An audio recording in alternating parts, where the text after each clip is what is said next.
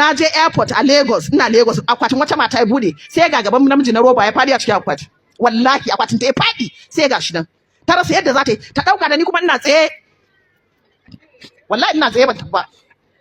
Ina ta rasa yadda za ta ce, is it not your back picking? Tana taka. Sai da ta dauka na tsaya na kira ta gefe. Wannan ba masu ina za ta da shi.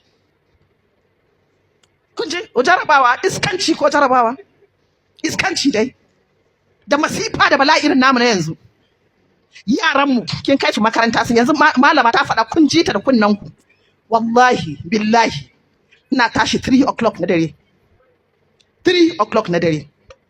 Ki tambaye ni idan baki tashi 3 o'clock din dare kin yi wannan time din ba, yaya zaki ki kula da 'ya'yanki?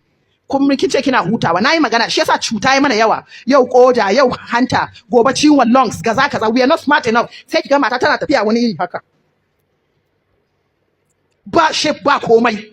Kin kwanta dan Allah subhanahu wataala ya baki, wallahi dukkan ni'ima abun tambaya ne a gaban Rabbul Izzati. Allah zai tsaye da mu ya tambaye mu game da wannan ni'ima. Kina ganin fanka kina ce